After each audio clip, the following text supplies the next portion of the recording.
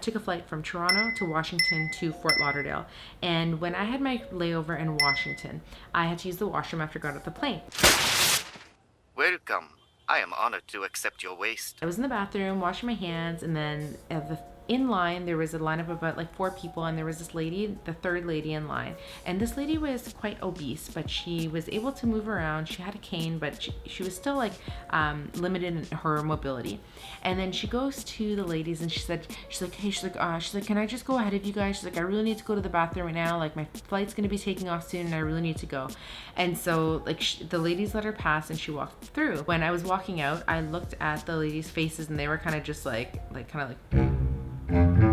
and trying to just kind of look at you, kind of like slightly embarrassed for the lady. So I just walked to the bathroom, went on my way, and then I went to this store called America, and there's a bunch of stuff on Donald Trump and the presidency and all this stuff there. So I was taking a bunch of footage of that, and so then eventually the lady had walked by me and she was passing, and so eventually once I was done shooting there, I caught up to her while I was walking, and I was walking behind her, and you could tell like she's like kind of like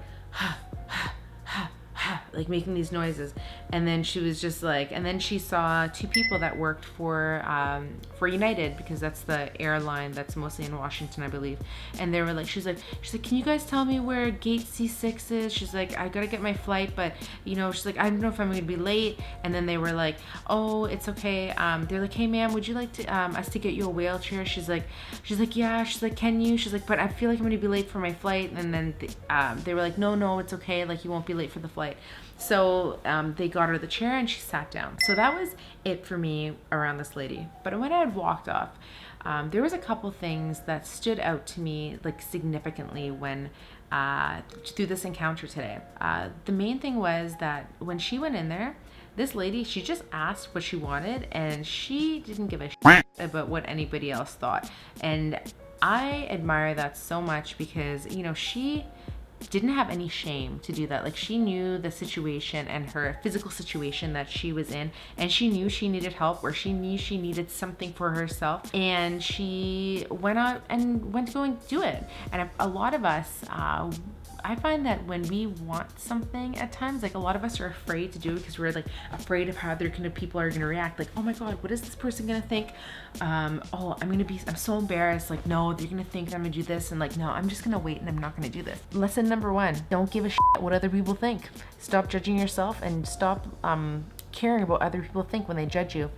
One of the number one things about living a life full of fear is caring about what other people think, and it causes so much stress in your life that you try to transform yourself into this way of another person that isn't you, because you don't want people to say things about what they're thinking or feeling. But you know what? People are going to judge you all the time. Like, no matter what. It doesn't really matter. It doesn't even matter if you're a nice person, you're pretty, you're fit, you got all these things. Somebody's going to find something to judge you about. I wouldn't say everybody, but there are going to be people that that will do that, and that's because there are things that they have like their own preconceived notions and their experiences that has caused them to be that way and to say those things. But you know what? Who gives a shit? It does not matter at all. And number 2, with that, it's kind of like part B of number 1A, is to not judge yourself either.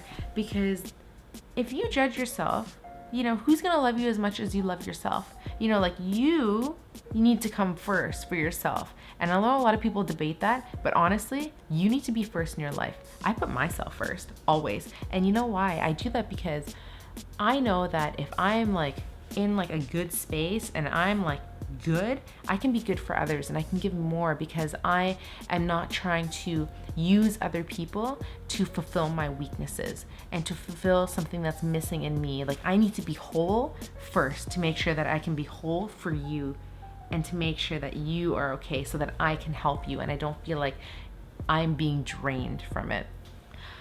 Number 2, big thing from her as well, was because this lady had very limited mobility.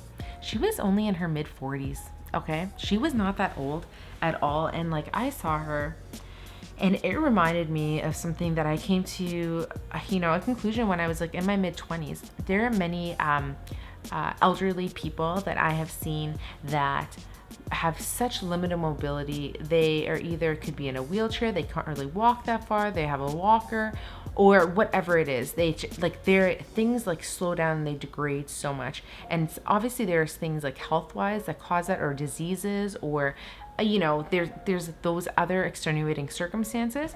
But there are things that you could do. Ideally, what I'm thinking that you can do is like to be able to help for the long run. So things like I exercise on a regular basis and I eat really healthy, and I think about the future version of myself. So I think about the Shameen that when she's like the 60-year-old, the 70-year-old, 80-year-old, because I'm living for that future person. Like I'm living for myself now, but I'm also living for that person in the future, so that I feel great and I'm able to keep up with my kids one day, so my grandchildren, because I think it's so important to be able to move. And the thing is, like, something as simple as like raising your arm, let's say, like this is such a natural movement, and like you don't want to have to think about doing it.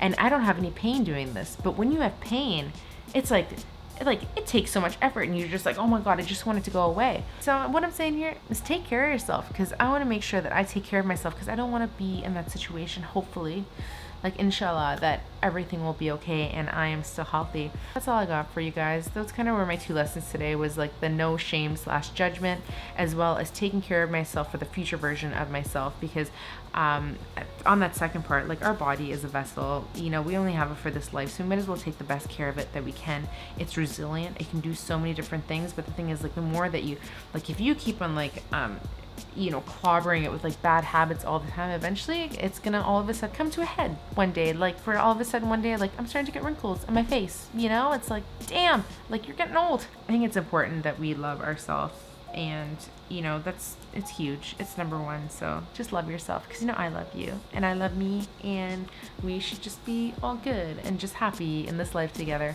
Anyways, that was it, guys. I hope you enjoyed this, and if you'd like to give it a little thumbs up and subscribe down below if you want to see some more of these little videos from me. Anyways, thank you guys for watching so much, and I will talk to you again soon.